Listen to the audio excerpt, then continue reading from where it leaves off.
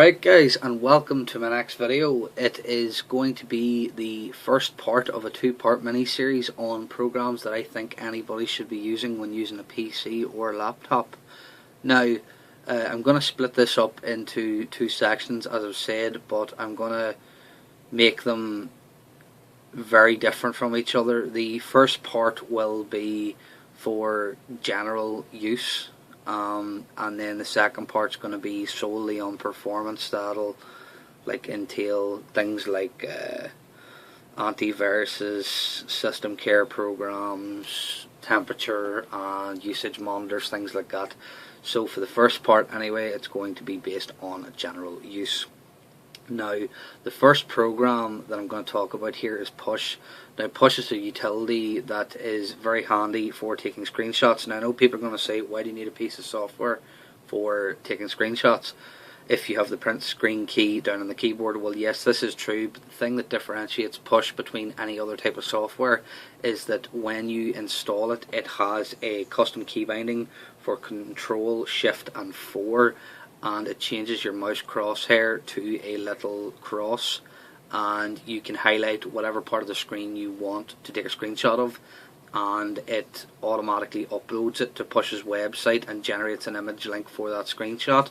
And when you hear the ding from the software, it's automatically copied to your clipboard, so you can right click and paste into any chat window. If you're chatting to a friend, it's like taking a screenshot in real time, so it's very handy to have. Second up on my list would be a type of internet browser.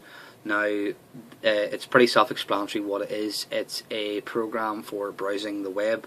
Now, a lot of people are going to have different favourites here, but for my build on my computer, I am using Firefox on Windows 8.1 Pro. I tried using Chrome and tried using the 64-bit version of Chrome, and it didn't work out too well for me. And it just so happens that some of the extensions and the scripts that I'm running for Firefox are very helpful for some of my needs, like the likes of Hola for a VPN and a Flash downloader for Firefox. I use Chrome on my laptop, and there's nothing wrong with Chrome. It's just I didn't really get it to work properly on my build, so yeah, it's down to personal favourites. Next up will be a certain type of media player. Now, I'm going to suggest VLC media player, and there's a couple of reasons why. Now, a media player will allow you to play different types of media, whether it be music or videos or things like that. And the reason why I'm saying VLC is because VLC is coupled with things called video codecs. So for people that don't know, when you start downloading videos or getting videos on your computer, they can be different types of file extensions at the end of the name of the file, like .mp4, .mpeg, .wmv, things like that. And the thing is, when VLC has all these codecs built into it, once you have it downloaded and installed, it will basically play any type of file you need it to, so it's a very handy media player to have. Next up on my list, guys, I have a disk image utility called PowerISO. Now, PowerISO is very handy for backing up certain types of disks or optical media. It's also used for virtually mounting a disk image.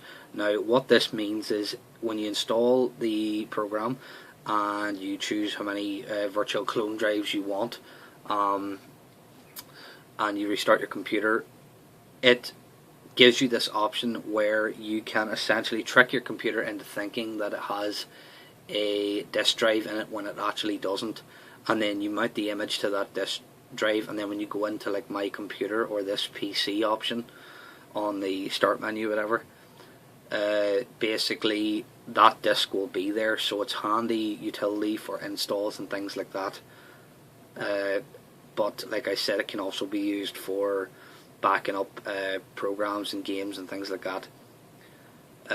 To finish up this list, people, I am going to talk about a program called WinRAR. Now, WinRAR is a RAR extractor. Now, for anybody that doesn't know, sometimes you can download files which are called RARs, and it's one singular file.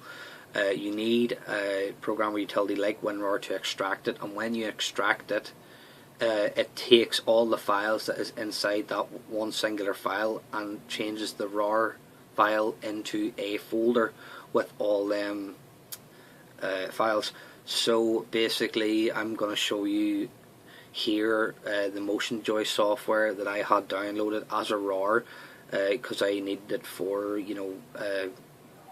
using my PS3 controller on my PC. So I'm just going to show you how it extracts here, and as you'll see it'll come up as a folder, and there's the install files. So yes, that is going to be the end of my first part in a two-part mini-series on programs I feel you should be using if you use a PC or a laptop.